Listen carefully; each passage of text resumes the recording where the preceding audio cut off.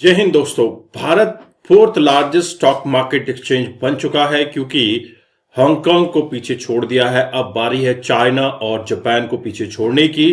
तो दोस्तों, भारत में लगातार जिस तरह से ग्रोथ हो रही है और इकोनॉमी जिस तरह से बूस्ट हो रही है, तो दुनिया के बड़े बड़े इन्वेस्टर, बड़ी बड़ी कंपनीज अभी भारत में अपना प्लान लगाने की बात कर रही हैं, क्योंकि भारत की जो पॉपुलेशन है ये भी ग्रोइंग है और साथ ही साथ जो कंजम्पशन है वो भी बढ़ रहा है। और इस बारे में पाकिस्तानी एक्सपर्ट्स का क्या विचार है, पाकिस्तानी अवाम के क्या रिएक्शन है, आप देखिएगा। काफी इंटरेस्टिंग वीडियो है। अगर आप चैनल पर नए हैं, चैनल को सब्सक्राइब जरूर कर दें। उन्होंने कहा जी हमारे पास तो फ्रांस भी लगाना चाहता है, अमेरिका भी चाहता है, इजराइल भी चाहता है, यूएई भी चाहता है, सऊदीज भी हैं, जापानीज भी हैं। ये बहुत बड़ी बात है। सर, पाकिस्तानियों ने $500 कभी इकट्ठे देखा ही नहीं है, तो इसलिए आप हमें तो नहीं बताइए। इस वक्त मोदी ने 3 जादूगर भेजे हुए हैं। इंडिया ने हांगकांग को ओवरटेक किया है, हांगकांग को पीछे छोड़ दिया है इंडिया ने। इसकी क्या अहमियत है और ये कैसे हुआ, यहाँ तक इंडिया कैसे पहुंचा? अभी मैं देख रहा था कि जो इंडियन स्टॉक एक्सचेंज है, इसने हांगकांग की स्टॉक एक्सचेंज को ओवरटेक कर लिया as the fourth largest stock exchange. और जो कंबाइंड वैल्यू है, जो शेयर्स लिस्टेड है इंडियन स्टॉक एक्सचेंज में, वो $4.3 ट्रिलियन पे चली गई है। IMF कहती है कि Indian economy is a star performer. The global financial institution जो है, वो कहते हैं ना, फूल लगा रहे हैं उनकी इकोनॉमी पे। और जैसे मैंने बताया, $4.33 ट्रिलियन पे वो चली गई है। And this is what the Bloomberg is saying. ठीक है जी। उस इंडिया ने हांगकांग को बीट करके दुनिया के 4 लार्जेस्ट स्टॉक एक्सचेंज मार्केट बन गया। और इसीलिए उन्होंने हांगकांग को बीट किया, क्योंकि वो अपनी ये जो है आपका आईटी के अंदर वो इसीलिए बीट कर रहे हैं, क्योंकि एजुकेशन साथ है, एजुकेशन साथ जो है वो इकोनॉमी को डील करते हैं। सर, स्टॉक एक्सचेंज की अगर हम बात करें तो हांगकांग को जो है पीछे छोड़ दिया है भारत ने, और अब 4th नंबर पे जो है आप लोग चले गए हैं। और भारत में रुकने का नाम ही नहीं ले रही। और अभी तो राम मंदिर बना है, अभी तो एक दिन निकला है राम मंदिर बनने के बाद। हमें पता था कि जिस दिन राम मंदिर बन जाएगा हमारी इकोनॉमी को बूस्ट मिलने वाला है। रीजन बीइंग, हमारी सनातन की एक अपनी पॉलिसी है एक इकोनॉमी को चलाने के लिए। ये सनातन इकोनॉमिक्स है, ये काम करेगी और इसके बाद ये ऊंचाइयों पे छूती जाएगी। हमारी जितनी भी कंपनीज हैं उसका भी जो मार्केट के अंदर परफॉर्मेंस है बढ़ता जा रहा है, प्रॉफिट्स बढ़ रहे हैं। इकोनॉमी बढ़ेगी तो कंपनी के माल भी बिकेगा, प्रॉफिट भी बिकेंगे और प्रॉफिट भी बढ़ेंगे, उससे स्टॉक मार्केट भी बढ़ने वाली है।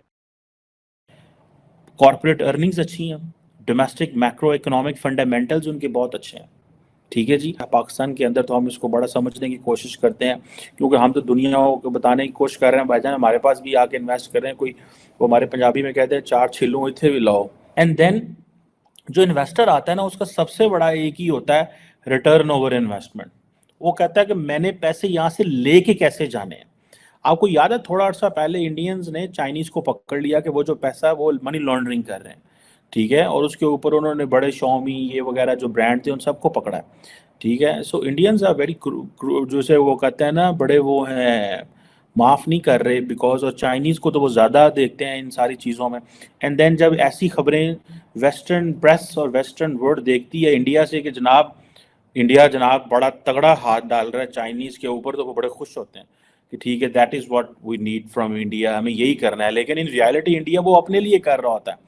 इंडिया की जो है लग्जरी मार्केट जो है, ठीक है, ब्रांड्स, वो अगले कुछ अर्से में कोई $70-80 अरब की हो जाएगी। ये बहुत बड़ी बात है। एंड देन जब आपको IMF सुपर परफॉर्मर कह दे, IMF आपको सुपर परफॉर्मर कह दे, तो फिर आपने क्या करना है उसके बाद। सो अंडरस्टैंड वो क्या कर रहे हैं, किस स्पीड के साथ चीजें कर रहे हैं।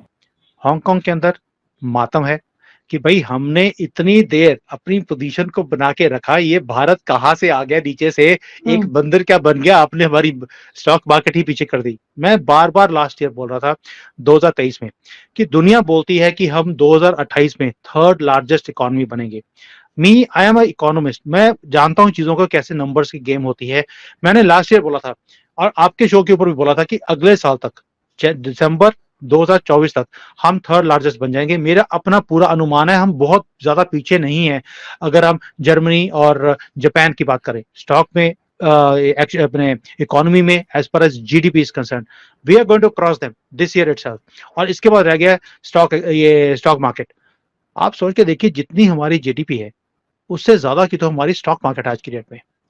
ये भी होता नहीं है। चाइना की जो इकोनॉमी है और जो स्टॉक है, 50% है स्टॉक मार्केट यहाँ की इकोनॉमी के, और हम लोग 100% को क्रॉस कर गए हैं। क्या आप कभी सुना है ऐसा? सिर्फ अमेरिका है जिसके अंदर उनकी स्टॉक मार्केट उनकी इकोनॉमी से ज्यादा है। सो दैट शोज कि भारत अब उस एलीट ग्रुप में पहुंच रहा है जहां पर अब हम अपने आप को गरीब कंट्री नहीं बोल सकते जैसे 10 साल पहले बोलते थे। Now we are a developing country, not a poor country, and not a super poor country also, जो कि कभी भी गिर सकती है। कई कंट्रीज होती हैं जो कभी भी लुढ़क सकती हैं, गिर सकती हैं, अगर कहीं से आईएमएफ से पैसे पूछे ना आए तो। हम उस किसी भी कैटेगरी को बिलोंग नहीं करते।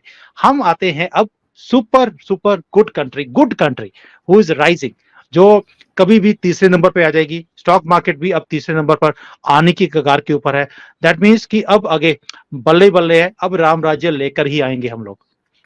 बिल्कुल ऐसा ही है। लेकिन सर, ये जो इकोनॉमी आपकी बेहतर हुई है, पहले भी थी लेकिन इतनी ज्यादा नहीं थी। उसमें बहुत से लोगों का कहना ये है कि क्योंकि मोदी जी और अमित शाह साहब जो हैं उन दोनों का गुजरात से ताल्लुक है, और गुजरात की जो फैमिलीज होती हैं वो हमारे यहाँ पाकिस्तान में भी जो गुजराती फैमिलीज हैं वो बिजनेस में बहुत आगे हैं।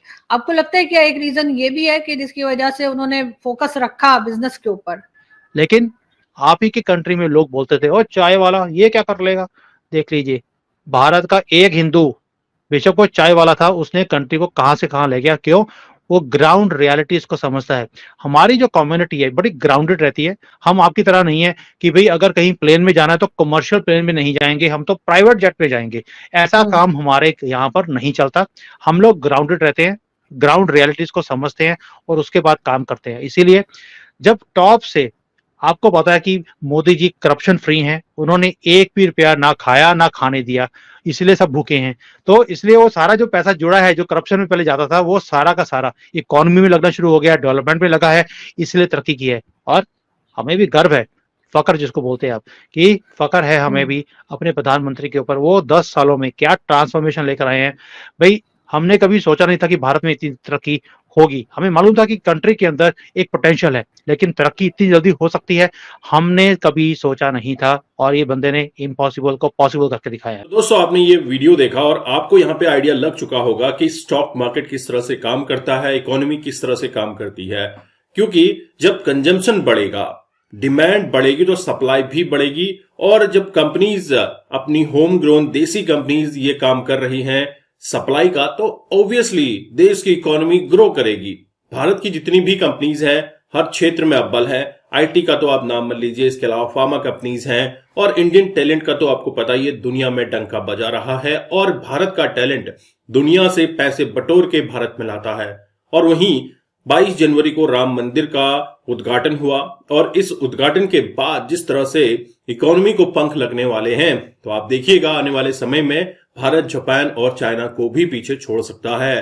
क्योंकि कंजम्पशन बढ़ेगा और राम मंदिर एक तीर्थ स्थान है जो कि पूरी दुनिया में सनातनियों के लिए एक जगह बन जाएगी, अयोध्या, जहां पे बहुत ज्यादा डेवलपमेंट अभी हो रहा है। इसके अलावा अयोध्या के आसपास के क्षेत्रों में भी काफी डेवलपमेंट होगा। और भारत की कंपनीज दुनिया के देशों में जाकर भी काम कर रही हैं, और भारत में ही इनका इतना दबदबा है, भारत में ही इतना कंजम्पशन है कि उनको डोमेस्टिक जो डिमांड है वो पूरी करने में काफी मदद मिल रही है। और साथ ही साथ जब रेवेन्यू की बात आती है तो रेवेन्यू कंपनीज का काफी बढ़ रहा है। बॉटम लाइन प्रॉफिट की बात करें तो रेवेन्यू जब ग्रो करेगा तो डेफिनेटली प्रॉफिट भी ग्रो करने वाला है। तो इससे भारत की इकोनॉमी को पंख लग रहे हैं। और अभी राम मंदिर को बने हुए उद्घाटन हुए 2-3 दिन ही हुए हैं, जिसके बाद राम मंदिर की वजह से भी काफी ज्यादा बूस्ट हमें आता हुआ देखने को मिलेगा। बहुत सारी कंपनीज हैं जो राम मंदिर के लिए काम करेंगी, जीएसटी भारत सरकार को देंगी, टैक्सेस आएंगे, बहुत सारे टीवी स्टार्स या फिर सेलिब्रिटीज विजिट करेंगे, जो श्रद्धालु हैं लाखों की संख्या में डेली विजिट करेंगे। इससे भी काफी ज्यादा फायदा मिलने वाला है। और इसके अलावा और भी जो हमारे प्राचीन धरोहर है उनको भी डेवलप करने की बात की जा रही है। लेकिन पाकिस्तान अगर इस चीज को समझ जाता तो वो हिंदुओं के टेम्पल्स को नहीं उजाड़ता, उनको नेस्तनाबूद नहीं करता।